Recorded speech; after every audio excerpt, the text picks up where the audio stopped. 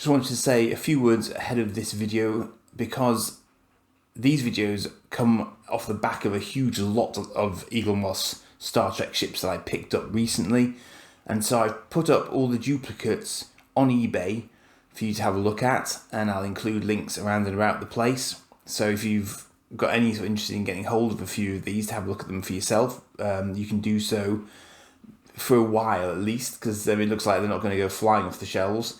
I've tried to price them quite reasonably, so do please go and have a look, and without further ado, I will get on with the main video. Cheers.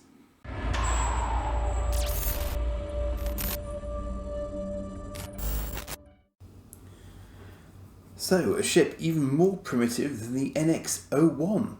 This, of course, is the Phoenix, even though it doesn't seem to mention it anywhere on the front cover here at all, which is, I think, a slight oversight on their part. But, yeah, this ship first appeared in First Contact. And if you know your Star Trek history at all, you'll be aware that this was the first warp-capable human ship. And it led to First Contact, see what they did there, with the Vulcans. And that then led us on to develop relations with other alien races, and so on, until such time as the Federation was formed, largely off the back of humanity's influence on spacefaring races. So, basically, the idea behind this was that a chap called Zefram Cochrane took a nuclear missile and, following World War III on Earth, cobbled together a prototype of a working warp-capable vessel.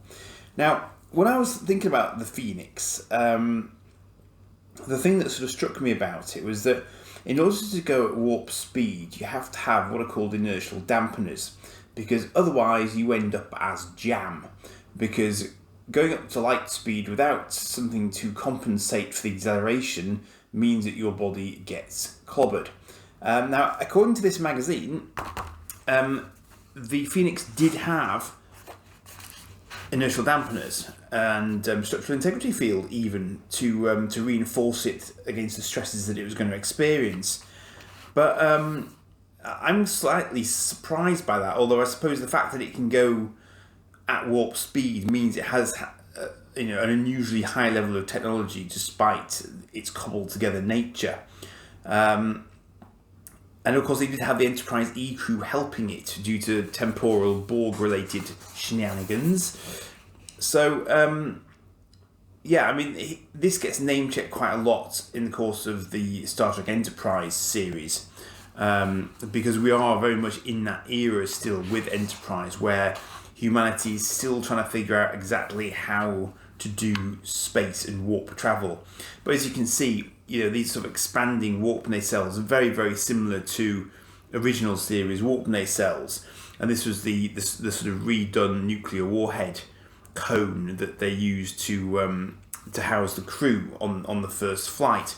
So it was cleverly done. I do enjoy First Contact as a film, and it's just sort of it's not a model I would have particularly gone for because it's well outside the normal time frame of what we would consider to be mainstream Star Trek, but it is what led Star Trek to come into being, in the sense of Earth going out and becoming warp capable, making First Contact with the Vulcans, and then everything that then led to it. And that's why in the film the Borg choose to target this point in time, because if this ship doesn't make it into orbit and up to warp, a Vulcan exploration craft doesn't detect the warp signature and doesn't choose to make first contact with humanity.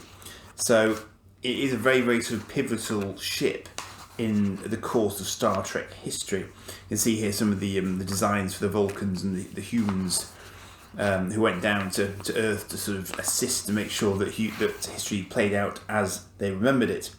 Because again, the Borg obviously do continue to play a part in Enterprise, even though we're well short of Next Generation sort of territory. But yeah, it's a nice magazine, and it's sort of interesting to see the tech specs for the Phoenix. And let me show you the model. Of course, there's no NCC number or anything like that, because we're well short of that sort of time at this point. You know, Starfleet doesn't exist yet. There is no Starfleet at this point. There's no United Federation of Planets either. Just being a little bit gentle with this to get it out, because it's quite well stuck in, and I do not want to fragment the warp nacelles on its first outing. That would be a bad thing. Got great detail on it, actually. For such a small scale model, it's impressive. And I'll show you some close-ups in a second.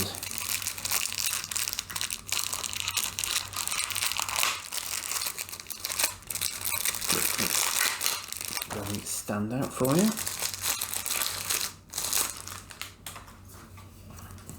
That's one of those stands where it's just right plonk in the middle of the of the base, so it's kind of, it doesn't really matter which way it goes, I suppose.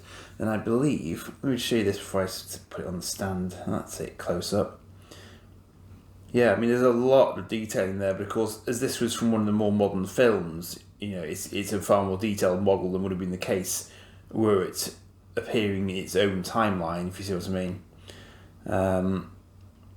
So it was, I mean, you know, they literally did model it around an ICBM, intercontinental ballistic missile. In fact, I believe they used the Titan V, which is a fictitious one, but it does follow a sort of a family of nuclear missile types. So that is supposed to, yeah, that's quite a snug fit actually. It's just alongside the main body. But that's definitely not going to go anywhere like that. That's one of the better stands actually in terms of solidity of being held on, but holding it on by the nacelle pylons is quite a brave move on their part, I think, in some respects. But there we are. So that is the Phoenix, and again, not what I would have particularly chosen to have added to my collection, but part of my my sort of job lot purchase. So nice one to have, and a very important part of Star Trek history, of course, as I mentioned. So yeah. Nice to have it. So I'm nowhere near as far along as I hoped I'd be today, but I am sort of working through them. So I'll say cheers for now for this one, and do like and subscribe as ever, and I will see you for the next. Bye.